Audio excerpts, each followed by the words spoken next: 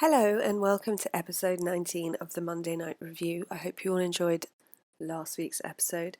And this week's subject I've been putting off for ages because it features one of my favourite authors, and so I wanted to do a really deep dive into it and read all the books and get all the information, and I realised that in that case it would be episode 319, not episode 19, and I should just get on with it. So today we are going to talk about the strange disappearance of Agatha Christie.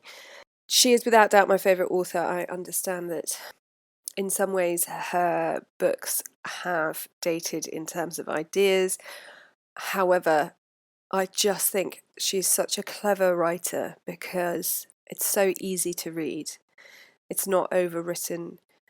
She always gives you all the clues to work it out for yourself, and you never do. So they're always incredibly satisfying to read, and I just love them. And they also just symbolise really lovely points in my life. I can remember where I was the first time I read a bit of Agatha Christie. We were staying in Cornwall. I must have been about 12 and or 13, and 4:15 from Paddington was in the books in the kitchen in this house that we were renting, and on the first page someone's getting strangled, and it just thrilled and terrified me. And I think a year later, in the bookshop in the local town in Cornwall, I bought my first Agatha Christie, which was a bind-up of Miss Marple stories, which I still have. It's the book that has meant so much to me whenever I've moved. And then I just remember things like finding a book in a bookshop in Greece. I think we were in Greece, and it was an Agatha Christie that I hadn't read before when I was in my late teens, and just finding a book by your favourite author that you haven't read before is the most thrilling thing. So what lots of people don't realise, though, is that she disappeared. It was a mystery in itself for ages, and it sort of remains unexplained. Although, to me, I feel like it's quite explainable. But she never spoke of it after it happened. So let's get into it. Shortly after 9:30 p.m. on the 3rd of December 1926, Agatha Christie kissed her sleeping daughter, got into her car, and disappeared from her home in Berkshire.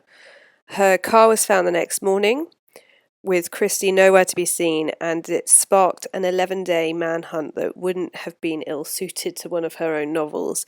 And indeed, some believed it was a publicity stunt. What happened is still up for debate, which is why we're here. And the press on it is frustratingly over the top. Even articles written really recently, which I'll talk about later, but it makes me so cross on her and her family's behalf. So let's start at the beginning.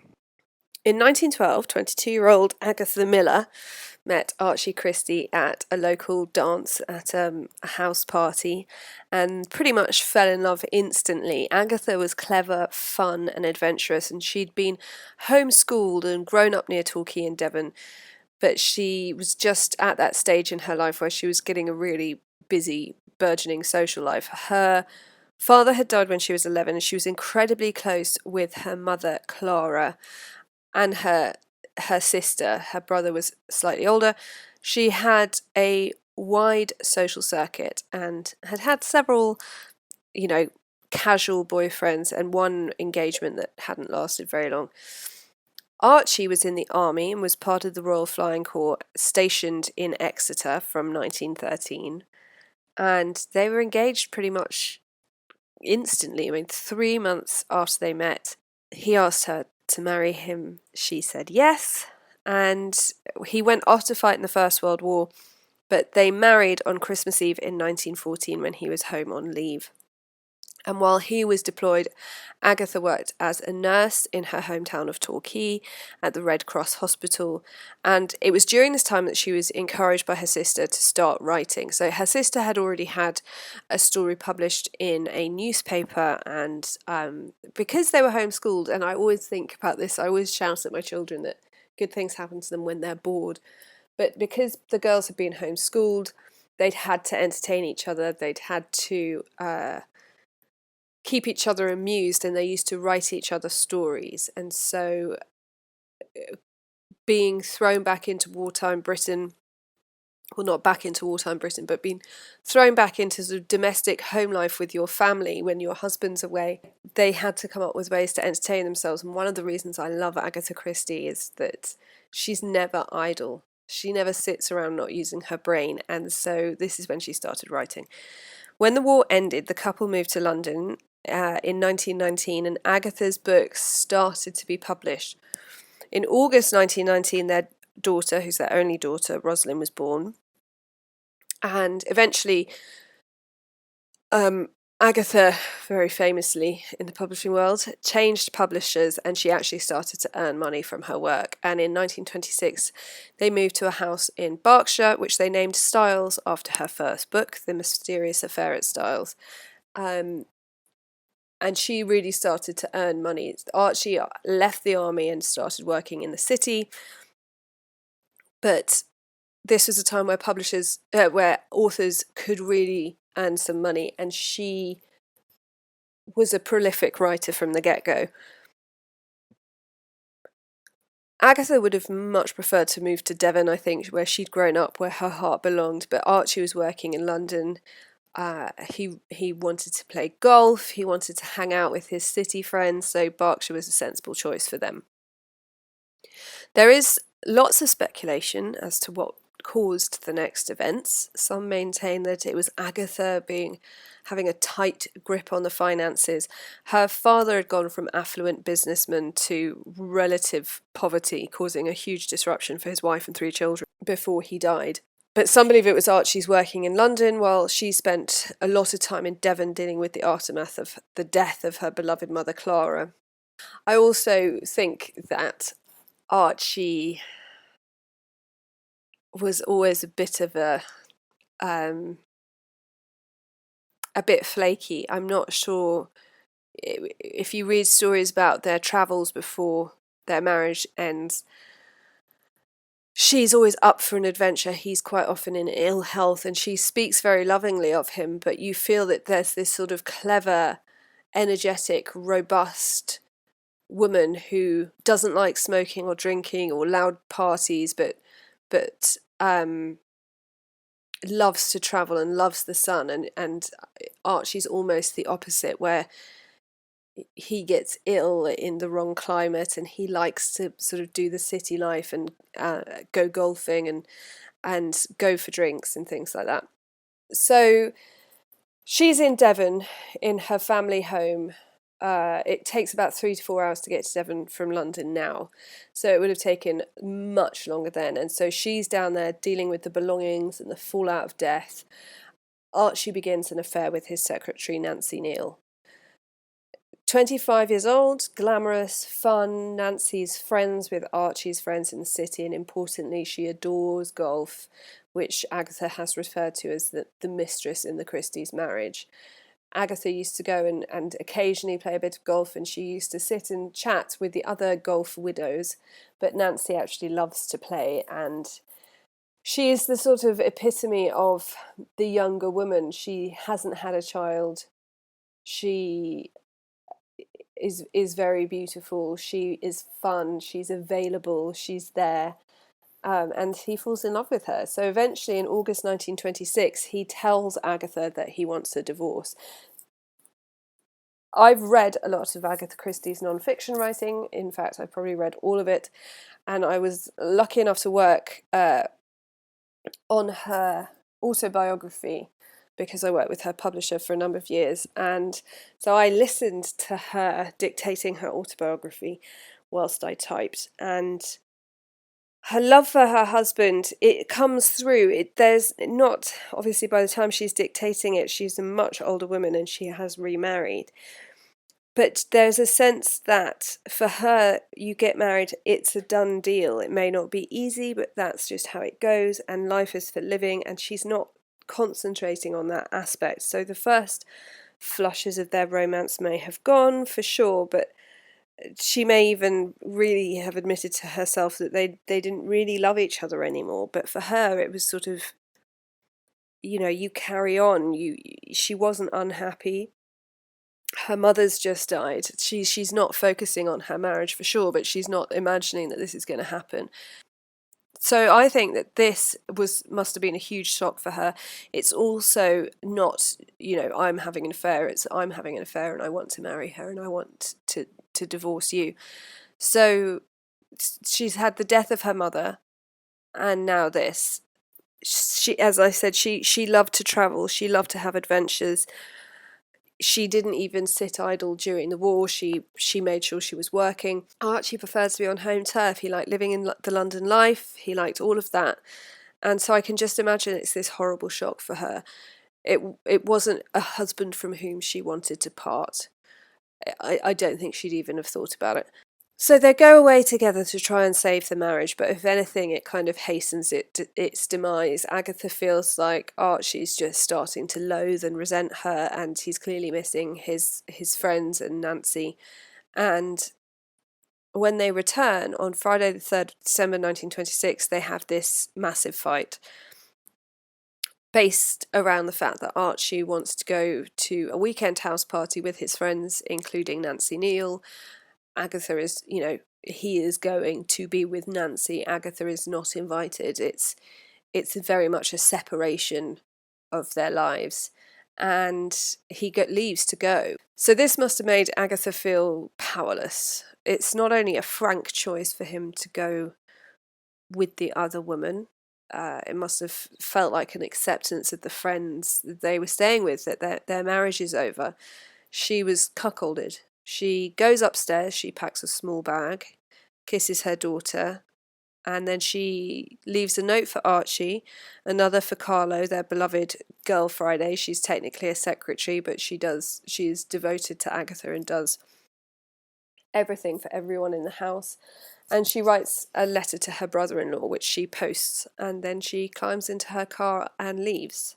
The next day, on the morning of the 4th of December, a walker calls the Surrey police. They've found an abandoned car at Newlands Corner near Guildford.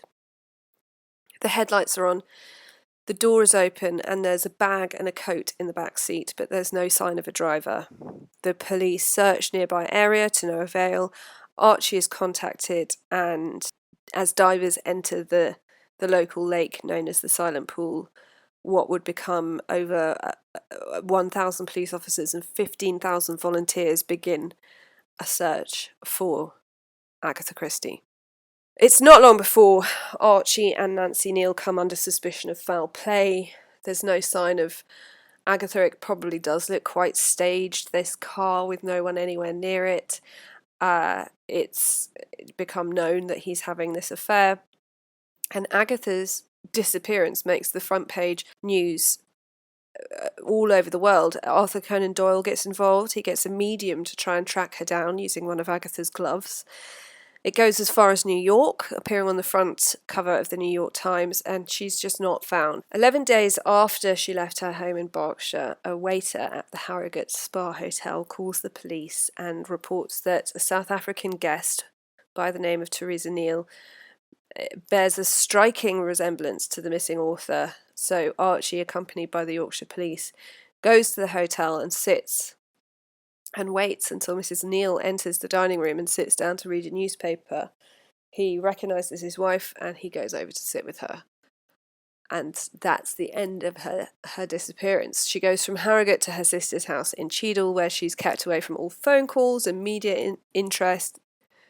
And in January 1907, she's seen looking pale and ill, going to the Canary Islands with her daughter. So what really happened during those missing days, this is up to so much speculation. Laura Thompson has pieced together what she believes happened, which I think is the most feasible answer. And Laura Thompson is a biographer of Agatha Christie and has spoken to many family friends and has access to all the papers. So she maintains that, so before Agatha left, she wrote to her brother-in-law, with whom she had a good relationship, and told him she needed some time away, she wasn't feeling well, and she was going to a spa hotel in Yorkshire. He was supposed to receive this letter first thing on Monday morning, but for some reason he didn't get it until the 8th of December. The letter is handed to the police, who call off the search. However, a couple of days Later, they start to question the validity of the letter and resume the search, with many now suspecting suicide. Though why they wouldn't revert to suspicion of her husband, I don't know. If the notes from Agatha, it doesn't come across like a suicide note, although we never see it. It gets burnt. And if they believe it wasn't from her, then surely foul play is indicated, with someone trying to make it appear that she's alive and well from sending a letter after something bad has happened. So the letter to Archie he burned and refused to ever say what was in it, saying it had no bearing on the hunt for his wife. And as is usually the way, the press made more out of the letter to Carlo, the secretary, than was ever there. They said it implied she couldn't stand being her house anymore. She found it unsettling and unnerving, and there was something wrong with the house. Good old Carlo's completely indignant about this, and she shares the letter openly, stating that Mrs. Christie had said she was going off in her car and there were some engagements that weekend that she'd need to have cancelled. She wasn't feeling well. She needed some time away, and this wasn't unusual. Agatha loved her car. She'd bought it herself with her earnings. It was her means of freedom and escape. It's a real symbol of the fun-loving woman she was. She thought it was the most fun thing to be able to hop in her own car and go on an adventure whenever she felt like it. And also, she was from a generation and from a background where you did not have sole responsibility of your child. She went travelling for months with Archie a year or two before this all happened, and Rosalind stayed for, I think she went for 6 months, and Rosalind stayed with her sister and her mother, and the only means of communication then was letter. So we've got letters back to her sister and her daughter from all over the world. So she doesn't have that relationship where if I left and went off without telling where I was going, my children would, suffer because of it.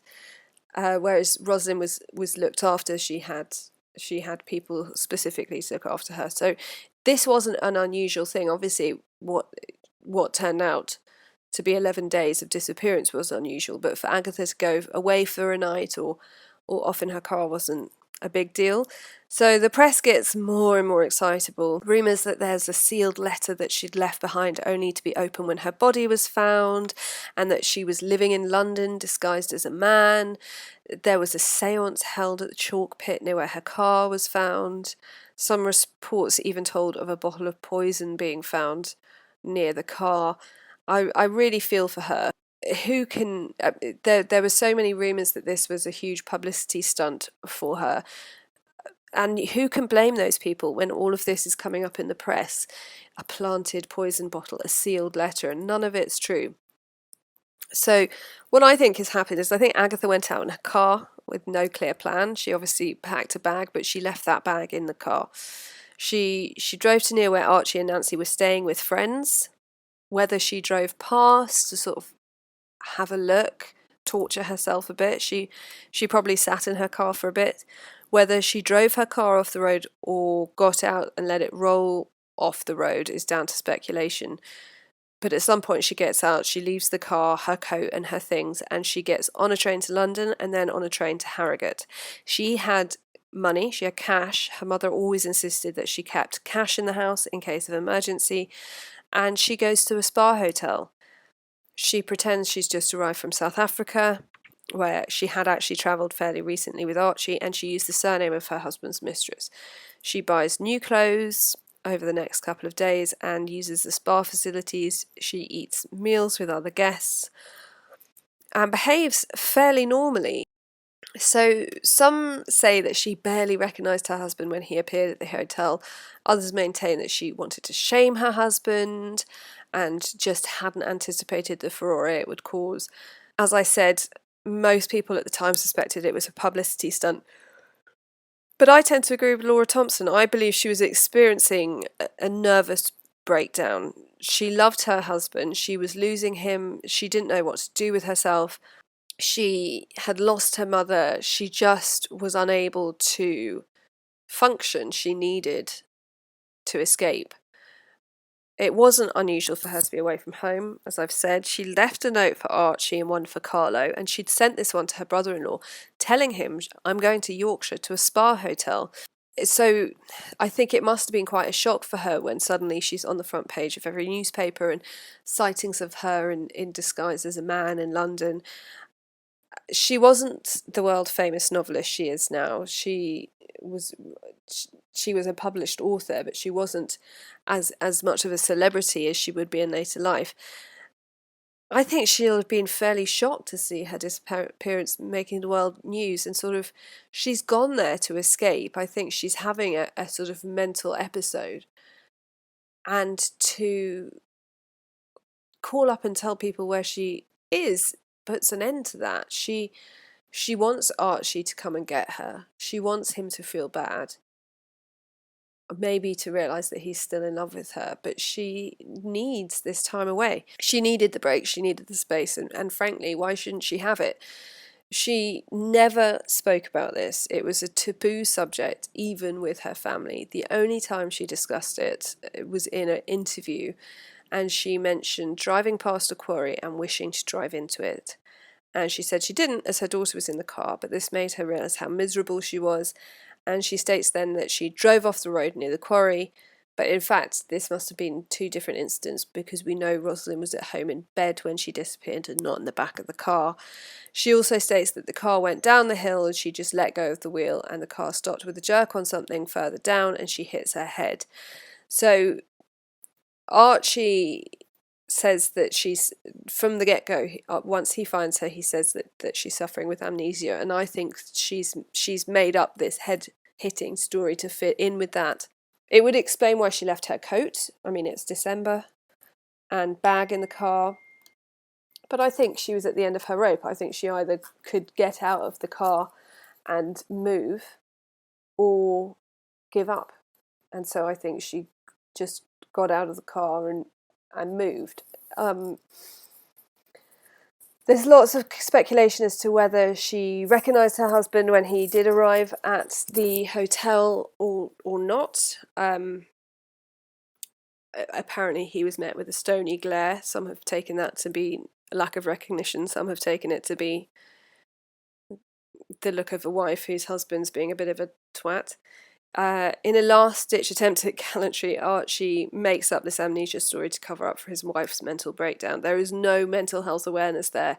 It's easier and better for her to say that she had amnesia than to say she was having a nervous breakdown or a depressive episode. It's also kind of lets him off the hook because it doesn't make it related to him. She wasn't that pleased to see him. It meant the return to reality, the continuation down a path she hadn't chosen, didn't want to go down. Divorce, life as a single parent, life without... Not even, as I've said, it's not that he was the mad passion love of her life, but it's a change from the future she imagined she was having, and she felt powerless about it. He got her to a station. They had to go in the back doors. The press were everywhere. Her sister had come up. She was there, and they managed to dodge them. The press were waiting for them at London, and instead they went to her sister's. And her sister stayed with her the whole time. In the photos from the press, you can see she's walking with her sister. And the drama with the press continues. In 1928, there's snippets in the press, again across the world, saying that famous crime writer Agatha Christie sues her husband for divorce. Well, that's what you had to do to get your divorce. You would have to sue the person that you were married to for divorce. In fact, it would have been more normal at the time for him to sue her for divorce. It's the affair made her able to do it. If in many cases, if there's no obvious cause for a divorce, women were not granted one, and a chivalrous husband would always allow the lady to sue for divorce and not contest it, which is exactly what happened here. But once again, they make a drama out of it by making it sound like it suddenly the marriage was over, whereas it had been over for a while. And he marries Nancy a week after the divorce comes through, and she marries again very happily. a few years later. But the drama hasn't stopped. Even now, when you read articles about her disappearance, they tell of an unsolved mystery about the queen of crime at the height of her career, whereas in fact she was at the beginning of her career. She was in the middle of writing The Mystery of the Blue Train, which is her fifth novel. She would write well over 60, and that's not including plays, non-fiction, short stories. And I don't think it's a mystery either. I think a woman loses her mother and finds out her husband has not only had an affair, but wants to end the marriage and marry his mistress. It was all too much, and she needed to escape to not be herself for a while. And yeah, maybe give her husband a good shock and a kick up the backside that he deserved. And it kind of escalated, and she didn't know how to stop it. That's what I think. So that is the 11-day disappearance of Agatha Christie.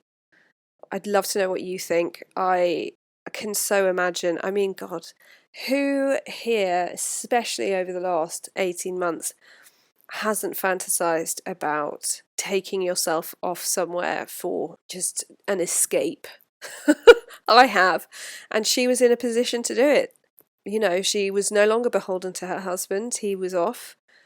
And she left her business instructions and instructions for her daughter to her beloved and much trusted secretary, who had been with her for years and who ran her affairs for her. And it just escalated. I mean, I don't know how you would backtrack once you read in the paper that Arthur Conan Doyle's holding a séance for you with a psychic. It's very hard to then ring up and go, oh, sorry, a letter seems to have got lost in the post. I'm actually at the Harrogate Spa Hotel. It's easier to just carry on being this fictional person that you've invented until it comes to an end. Anyway, I'm now off to read some Agatha Christie or some sort of crime novel, because this has really put me in the mood. As always, I'd love to hear from you, so send an email to themondaynightrevue@gmail.com.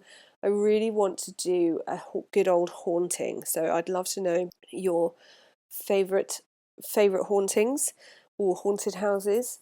And you can find us online at The Monday Night Revue. Remember, that is The Monday Night, REVUE.